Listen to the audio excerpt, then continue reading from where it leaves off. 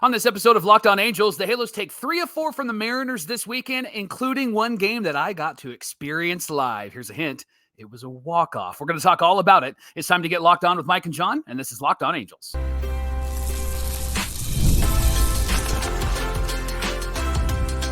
You are Locked On Angels, your daily Los Angeles Angels podcast. Part of the Locked On Podcast Network, your team every day. Yes, it is, and yes, we are. Thanks for making Locked On Angels your first listen of the day. You can find us anywhere you get your podcasts, including Apple Podcasts, Spotify, and SiriusXM by searching Locked On Angels. And if you'd like to get back to the Super Halo Bros for all this Super Halo content, here's some things that you can do. Leave us a rate and a review on Apple Podcasts. If you're watching on YouTube, hit that thumbs up button. And if you're not subscribed already, please subscribe and become a Locked On Everydayer. And whether you're watching or listening, come over to YouTube, leave a comment. It's really one of the best ways to get in touch with John and I and be a part of the conversation. And this episode of Locked On Angels is brought to you by Booking.com.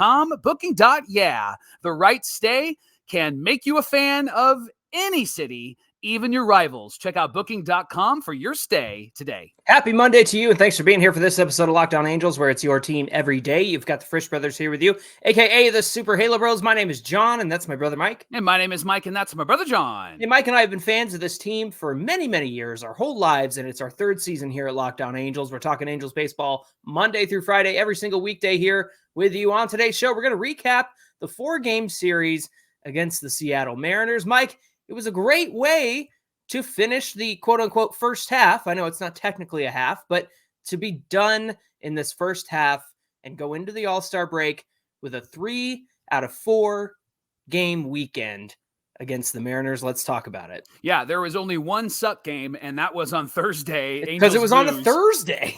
Yeah, Angels lose 11-0. Now, Jack Kochanowicz was making his major league debut. Johnny, he only lasted 3 innings in this one. Yeah. He allowed 5 runs. 4 of them were earned on 7 hits, and he had 2 hit by pitches. He knocked 2 batters around. He threw 60 pitches, 41 strikes. He did strike out 1. You could really tell, Johnny, that he was amped up because he was throwing his changeup, and that sucker was like going 100 miles an hour. Seriously. And it was really, really flat. And the Mariners started this game really making contact against that changeup. They had 4 straight hits.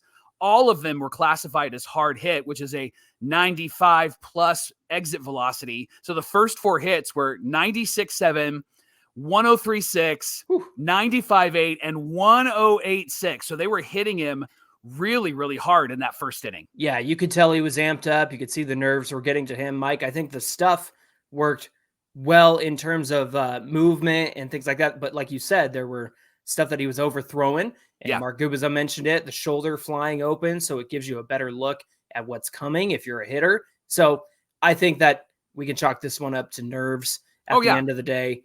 Because I think that he's got some nasty stuff, to be honest with you. He really does. And remember, 6'7" means that you have to be so in tune with your body mechanically when you're pitching. And if you're out of sync at all, you're going to miss your spots. And so he has great mechanics. He has a great windup, but you could tell he was just more amped up. I think it was really just nerves than anything else, like you said. And then to top it off, Louis Guillorme had an error, and it was a potential double play, which extended the first inning. And that wasn't helpful, I'm sure, for Kochanowicz and his mindset in that first inning. Yeah, that was a bummer because he would have gotten out of that first inning with just the 1 earned run.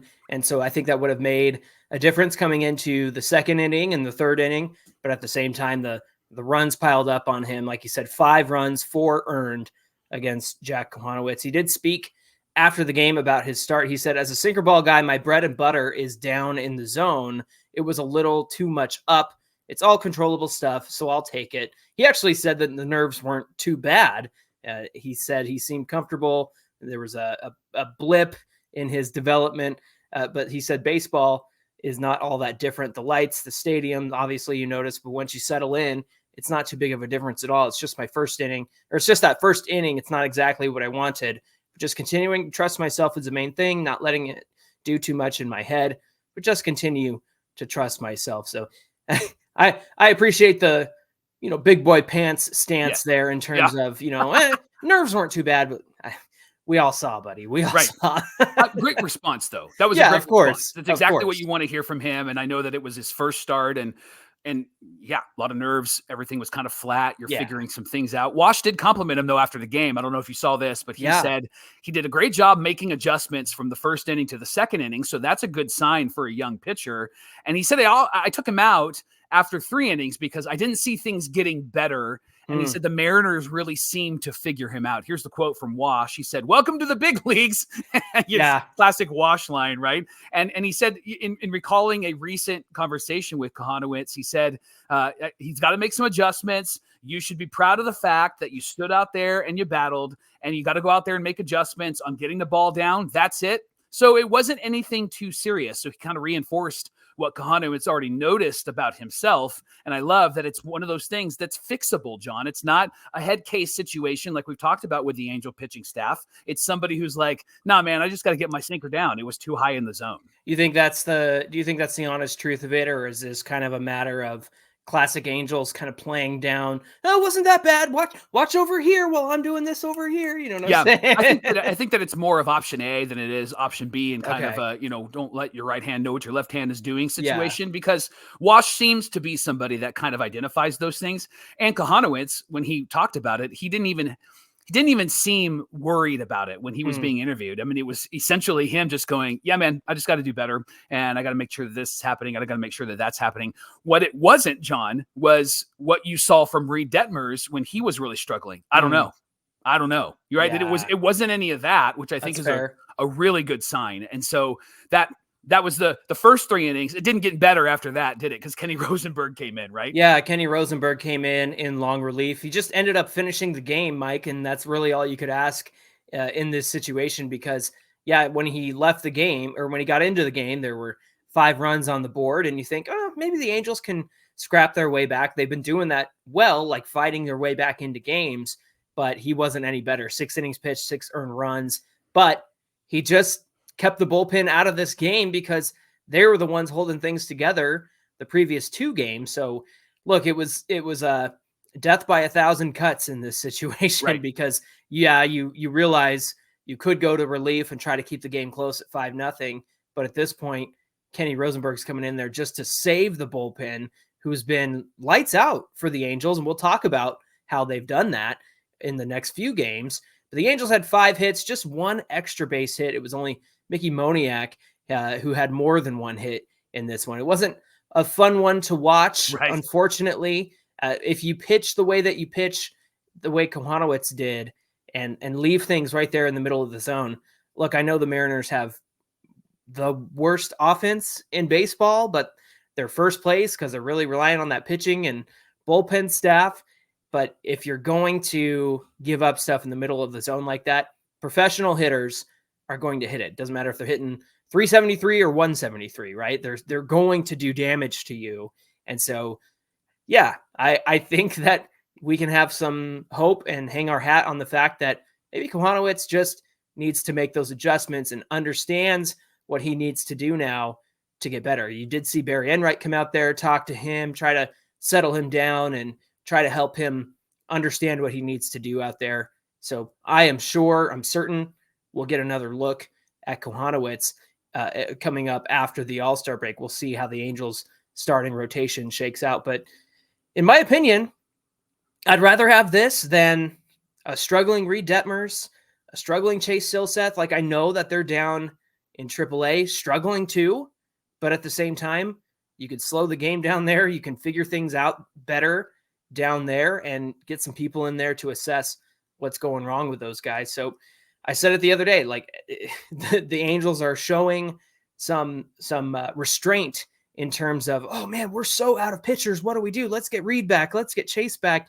So look, it was a 11-0 blowout, but to give Kochanowicz the start and the chance, it's that kind of season, right? This is what you are going to see more of in the second half. And so you have to be able to manage your own emotions here, right? Like, as Angel fans, we have to say, okay, this is what we're going to see this. We're going to see guys struggle. We're going to see guys trying to figure it out. And that's why you can't read too much into these starts and not read enough into these starts. You have to find the happy medium, and the happy medium is what he said afterwards and what Wash said afterwards, that there were just some adjustments that needed to be made, and they're going to make those, and perhaps we'll see him after the All-Star break. Johnny, there might be a world where Reed Detmers and Chase Silseth are not the guys that we're counting on. They might be the Kenny Rosenbergs and the Davis Daniels and the Kochanowicz and whoever else might actually be the guys that rise to the occasion for the Halos. I know that that's, a big dream and those are big words, but that's the thing that this second half for the Halos may potentially open our eyes to, that who are the diamonds in the rough? Who are the guys that are ready to go? Who are the guys that are not completely lost like Reed was, but a guy like Kochanowicz who says, yeah, I know what I did. I'm going to go out there and fix it and we're going to be okay. Yeah. That might be what the second half looks like. So we might have a lot of, oh man, that was a tough game to watch. And then we might have what we had this weekend. And this weekend, this game would have been a terrible game and would have been a frustrating game. However, they played really well the next 3 games, which is really great to watch, great to experience. You're telling me that in the second half, you and I are going to have the chance to discuss baseball with highs and lows and nuance and help people understand, like, hey, I know this went poorly, but here's some things to look out for. That's going to go so well with Halo fans and their black and white mentality when it comes to baseball. So I'm really looking forward to that. Hey, thanks for making Locked On Angels your first listen of the day. The Angels are back at it on Friday, playing the A's in Oakland at 6:40 Pacific time. Of course, on Friday, you can catch every pitch of the Angels hometown broadcast with SiriusXM on the SXM app. Just search Angels. Coming up on Locked On Angels, Mike needs to go to every game because he was there when the Angels walked off against the Mariners, and he's going to tell us all about that, and we'll recap the rest of the 3 games from the weekend coming right up. Today's episode of Locked On Angels is brought to you by our everydayers at Booking.com. Summer travel is definitely heating up, especially travel for baseball games, and it's time to explore those U.S. cities that you've always secretly wanted to go and visit. With hotels, bed and breakfast, vacation rentals, resorts, so much more on Booking.com, you might find your perfect stay even in your baseball rival city. From hotels that overlook stadiums to family-friendly resorts, Booking.com has so many choices across the U.S. for your summer travel this MLB season. The right stay can make you a fan in any city, so take the guesswork out of travel and flex your booking power with our everydayers at Booking.com. Book today on Booking.com, their website, or you can use the app, Booking.com. Booking.com, Booking.yeah. And Locked On Angels is brought to you by SupplyHouse. You can order supplies from the website that's made for skilled trades, Johnny. Find thousands of parts from hundreds of brands in just a couple of clicks at SupplyHouse.com. SupplyHouse.com gives you 24/7 access to a huge selection of HVAC, plumbing, and electrical supplies, and then you get fast delivery anywhere in the U.S. And if you need some help, you get industry-leading after-sales service from their friendly and knowledgeable customer support team. You get to talk to a real person every single time, and this is fantastic. With over 100 pros that are already involved, over 100,000 pros already involved, you can be involved as well at SupplyHouse.com. Save money and time when you order online. Order plumbing, HVAC, and electrical supplies from SupplyHouse.com. Real people, real service. This is the Locked On Podcast Network, where it's your team every day and everydayers. If you haven't made the switch yet, you got to check out Locked On Sports today. It's a free 24/7 sports streaming channel program just for you to bring you the biggest stories across the sports world with can't-miss analysis, opinions, news, all that good stuff. It's streaming 24/7 on YouTube with a free Amazon Fire TV channels app. It's part of the Locked On Podcast Network, where it's your team every day. And speaking of your team every day, the Angels not playing tonight because it's the Home Run Derby. So tune in for that, but they'll be back at it 6:40 Pacific time. You can catch every pitch of the Angels hometown broadcast with SiriusXM on the SXM app. Just search Angels. All right, so let's talk about Friday and Saturday's game. Let's start with Friday. I got to go to that game with some friends. They were Mariners fans. I don't know how we became friends, but it was such a great game to be at because the Angels walked it off. They trailed 5-4 in the 10th inning, Johnny, and Taylor Ward was the ghost runner at second base, and Willie Calhoun hits a bomb to right field to walk it off. And as soon as he made contact, I stood up and yelled, "He got it!" and just threw my hands up in the air. It was fantastic. The Angels, Johnny, had 11 hits in this game. 9 of them were off of the Mariners pitcher, Wu. He only went 3 1/3 innings, gave up 4 earned runs. And here's what I thought was really fascinating. The key to the Halos' success against Wu was that they used a high velocity pitching machine for batting practice, and that was able to help them to prepare for Brian Woo's fastball. In fact, Willie Calhoun said it's pretty cool to see that translate into the game and see instant results. And they got instant results, didn't they? Yeah, I mean, he had a 2 home run night, and he certainly won it for the Halos on Friday night, which was awesome. I'm glad you knew. I love when fans I trust your instinct. You just knew that it was going to be a home run. So you standing up and saying he got it. Yeah, I mean, Mike, it was beautiful on the broadcast. I know it probably looked beautiful in person too, but to hit it over the wall when he already did that once in the game, he was just having himself a night. So that was great to see from Willie Calhoun. And it always just feels extra sweet to beat the Mariners. And, absolutely. And help reduce that first place lead. So, that it's ripe for the taking for the Astros or the Rangers, that sort of thing. Anyway, now that I've trailed off into, a dreamland. Dream. Listen, Tyler Anderson allowed 4 runs on 6 hits over 6 innings. He heads into the All-Star break with a 2.97 ERA and 19 starts in this first half. Of course, he will be in the All-Star game as the Angels rep. Tyler Anderson spoke about his first half. He said, I feel like most of the games I pitch, they gave us a chance to win. And that's all I really care about. That's true. Wow. Yes. Thank you. That's what I want to hear too, Mike. Fantastic. Yes, thank you. So Tyler Anderson just has been phenomenal in this first half. Look, I know that we've had not criticisms, but our concerns about what's coming for Tyler Anderson. And I still stand on the fact that, look, if you want to maximize your value for Tyler Anderson, then trade that guy. Trade him right now while his ERA is under 3. Right. And he's still got that cachet that you can cash in with other teams. But he has certainly been the saving grace of this rotation. And I'm really glad, because last year was a huge bummer in terms of his signing and what he was or was not able to do last season. So for him to turn it around, find that changeup again has been really spectacular. Again, yes, I think the underlying numbers show that he's on an incredible run and it won't last forever. Not to say that he'll become a bad pitcher, but I think you got to trade him while his stock is as high as it is right now. Yeah, speaking of cachet, Ben Joyce has got cachet up the yin-yang, Johnny. Woo! He is just so good. And he went from Joyce 103.5 to Joyce 104.5 with a fastball at 104 miles an hour, fastest pitch of 2024. And he became the 4th hurler to hit that mark in the StatCast era. Wow. And again, the Angels walk this game off. And Joyce did great on Saturday as well, Johnny, because the Angels won that game 2-1, and the Mariners got on the board first in the top of the first. A lot of scoring early for the Mariners, but the Angels answered right back in the bottom of the second. Mickey Moniak, he singled, and then he stole second base, and then with 2 outs, Zach Neto walks, and then Jo Adell singles to right field.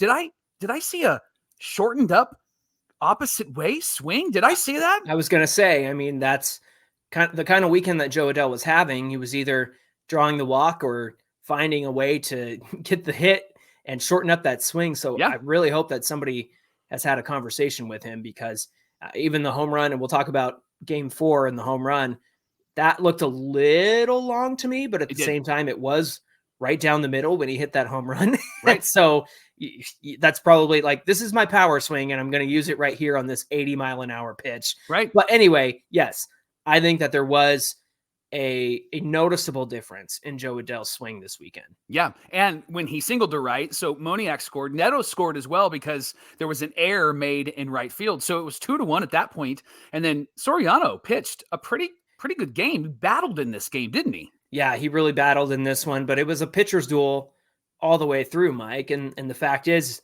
you see that in the results, 2-1. And so the pitching really locked it down from Soriano to the bullpen. Soriano, 6 innings pitched, scattered 5 hits, 1 earned run, 4 walks, which is not something you typically want to see from Soriano. Right. 5 strikeouts in this one on 87 pitches. So again, he's building his way back in terms of pitch count and the length of the amount of innings he can go through. But this is the kind of start the Angels needed. It got Soriano the 5th win of his season.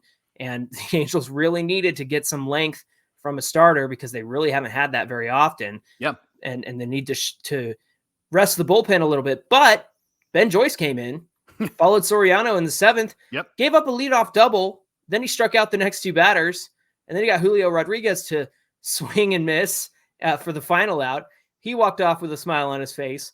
Julio also smiled at Ben Joyce, like, dang, dude, you just did that to me. Okay. Right. So that was pretty interesting. Ben Joyce since incorporating the splinker, Mike, into his arsenal on June 14th against the Giants, 14 1/3 innings, no runs given up, 15 strikeouts, 5 walks, and 5 hits. Wow. Ben Joyce is a brand new beast out there on the mound. A secondary pitch is all that he needed. Yeah. An effective secondary pitch. And look at how it's totally changed his approach, totally changed his game. I am so confident when he comes in the 7th inning because he's not walking batters. He's throwing strikes and he's keeping these hitters off balance. Now, they'll adjust to him, so he'll have to adjust again. And it'd be interesting to see that development in the second half. But I think that what we are seeing so far is somebody who has gone, I think I need to add something to my arsenal here, and I need to be aware of what I can do and what I need to work on.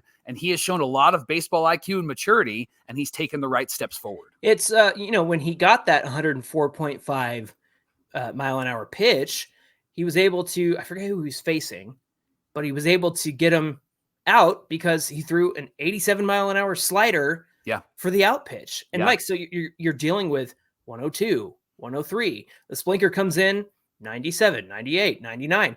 Then you have the slider come in there in the 80s, 87 mile an hour. Yeah. And there's just no chance. And so you're right. Hitters will adjust to him. And I think the way that he adjusts back is essentially playing with those speeds. Get guys used to one speed, draw their eyes up to a certain part of the zone, and rattle off the opposite of that speed. Because I really think that you could do some damage with that. Bullpen, rest of the bullpen was great. Luis Garcia followed, got into the game, got the M's 1, 2, 3 in the 8th inning. Carlos Estevez was the one who blew the save last season. That kind of changed our whole trajectory of the season. He entered in the 9th, 1, 2, 3 inning, 17th save of the season. So this bullpen, you got to give them their props because they've really locked it down. Boosting that trade value, baby. Let's go, Carlos Estevez. That's what we want to see. So the Angels were able to come away with the win on Saturday night. All-Star break is here, but once the games start again, you're going to need Game Time to hook you up with some really great tickets. Even if you're thinking about going to a game at the last minute, they can save you on last-minute tickets up to 60%, not just on sports, but concerts, comedy, theater, and so much more. And if you have the app, which you should download as I'm talking about right now, it has exclusive in-app flash deals on select seats ahead of the game or whatever event you're going to. They even have zone deals where you choose a section and then Game Time chooses the seat. And then they have all-in pricing, one of my favorite things. You get to know how much you're going to pay, no secret fees or anything along those lines. And you get to see where you're going to sit. And they have the lowest price guarantee, or they're going to credit you. Game Time is going to credit you 110% of the difference. And then when you purchase tickets through Game Time, they have the most flexible customer service policy in the ticketing industry. So if you get sick, something happens, something along the way, they're going to work with you on that. So take all of the guesswork out of buying tickets with Game Time. Download the app right now. Use our promo code LOCKEDONMLB. Game Time is going to give you $20 off for listening and for downloading, for entering that promo code LOCKEDONMLB, $20 off your first purchase. So download the Game Time app today. Last minute tickets, lowest prices guaranteed. Mike, Sunday was another victory for the Halos. Kind of came out of nowhere in a sense because for most of the game, the Mariners had a 2-0 lead and the Angels were facing Logan Gilbert. Thank you. He's my favorite pitcher on the Mariners because he delivers like Jared Weaver used to deliver. He's got that tall lankiness and he hides the ball really well. He's Jared Weaver with velo is who Logan Gilbert is. He throws fast. So that was the state of things, but we got to give it up to Carson Fulmer who got the start in this one Mm-hmm. and was cruising, wasn't he, Mike? Yeah, and the plan was just to be an opener, John, but he was so good. He went 14 up, 14 down, got 7 Ks. Should have been 15 up, 15 down, but Keston Hiura threw a ball way over the first baseman's head. Now, the play before, he made an incredible play and actually didn't allow them to get on base, which was great, but then the ball went way over, and then Fulmer, the next batter, he hit him, and then he walked the final batter, and so that did end his day. 4 2/3, no hits, 1 walk, and 7 Ks. Looked fantastic from the start, and perhaps was at least trying to go 5 to get the win. Unfortunately, the error, and then the hit by pitch, and then the walk eliminated from the game. It's just a momentum killer for Carson Fulmer. But Mike, maybe that's the key. Maybe rather than coming in long relief, let this guy do an opening role. Yeah. And if he happens to get to 5 innings, that's great, because they had planned on using Roansy Contreras right after him, right?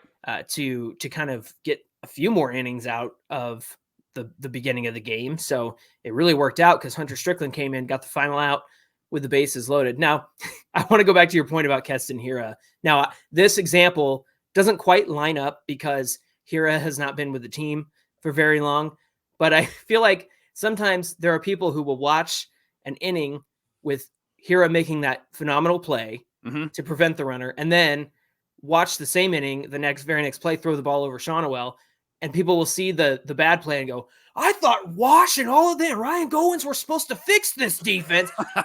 When the play before was like a spectacular play. Yeah. People see what they want to see sometimes, because I see a lot of criticisms of, like Neto had a bad day. Well, I thought this team was getting better. And and it makes me laugh. It's like, but did you not watch 95% of the other innings? Well, and 9 defensive runs saved for Neto in the first half will give you all the indication that you need to know about how they've really helped the defense improve. No kidding. You're not going to be without a terrible game. That's going to happen. And that's what happened, or a terrible play, right? And Hiura had a great play the play before. And then that play, it was funny to me. And I think I laughed even more. And this is just between John and I here, but it reminded me of when we did church league softball, and we had those plays where I'm at third base. I made a great stop, but then throwing it to first base. Why did I soar it over the first baseman's head? What am I doing? A diving stop and caught it midair, and then you threw it over the first baseman's head. Because the first baseman was so small. Her name was Mel, and she was so small, and I would launch that like sucker 5'5". Yeah, I'd launch it over her head. Strickland gave up the first run, and it was a home run to J.P. Crawford, who hit it to right field. That was in the 6th inning. The Mariners got a second run when Victor Robles stole 2 bags. Yeah. And then the throw to third went into left field. It kind of hit. Brandon Drury was trying to get it, but then Robles kind of ran into his glove, and it was just kind of a mess over there. So the Angels, they really needed some offense, and they finally got some in the bottom of the 8th. There were 2 walks in the inning. Then Jo Adell, like I said, saw a meatball down the middle. Yeah. And while I would like to see him get back to the compact swing where he emphasizes contact, because we all know he's strong enough to hit one over the head of the infielder or bloop one in or hit one into the gap.